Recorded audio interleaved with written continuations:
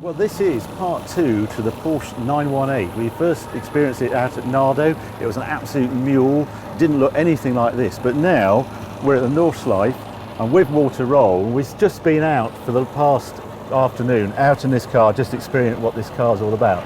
God, it's moved on. It might only have been 6 months ago, but the experience with the 918 this time is completely different. We've been able to use full power on the electric and the engine, and the difference is extraordinary. And Walter, you were saying your first experience with this car was how long ago in this form? Yeah, it was just 4 weeks ago. I was first time here in Nürburgring. We did the first 2 laps, which this car has done on the Nürburgring. Yeah. And immediately I was impressed because, you know, for me, it's this the next step after Carrera GT. And I had all this experience about Carrera GT.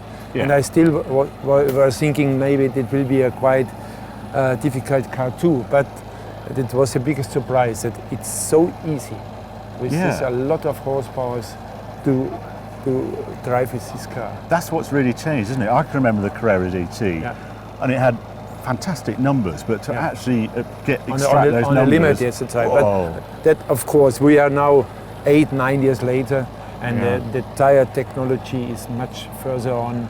Then with our system of electric and normal engine, we have nearly 4-wheel drive, which makes it much easier to drive.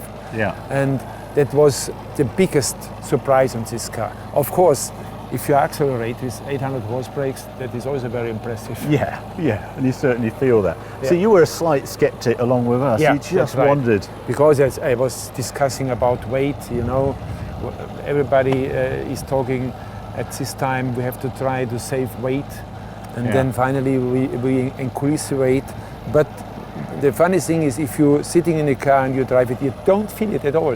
No. That is No, you don't see it. I've only experienced it from the passenger seat, but it feels a really dynamic car. That's right. Just like the Carrera GT did. So that first experience, I mean, you immediately went under 8 minutes, I understand. That's right. I was just on the first lap. The engineer said, listen, we go very slowly, very carefully. And the first lap, it was 7:44, which I have done. And I think that shows the potential of this car. Yes. And you were dressed like that? No race suit, no helmet? No helmet, nothing, just going very carefully. And you know, here in Germany we have some T-shirts with, I say, all over 8 minutes I don't use a helmet. Now I have to make a new one. All under 7 minutes I use a helmet because over it's nothing. Well, I can't get over it. You know, I've been out in this car, and it's just this ease of speed that really gets you. You go into corners, you don't sense any roll. The power is always there. I mean, I can't wait to drive it, but you just sense you've got this immense torque coming from electric motors and this screaming 9,000 RPM engine that they've now just re-rated at 585 horsepower. So there's a total of about 795 horsepower available here, and it's under 1,700 kilos. I'm not actually saying how much it is, but it is extremely quick little car. This. And that's the other thing about this car, Walter. It's quite small, isn't it? You know, it's right. handy it's quite, on the road. Compact. That's right. Looks very nice. I think it gives you some emotion if you see it, especially this new system of exhaust. I will see how the cars are after 20,000 kilometers. You maybe can tell the owner if these things are still in the same color like this one. He was not pushing really hard. No, we want to see black streaks coming down here from the city. Then we know he has pushed. That's right. That's going to be a. But it's quite interesting. It saves weight, of course. It's a very short way for the exhaust. And 21-inch tires is also a step forward. Fantastic. And inside it's quite nice. You're feeling well sitting inside.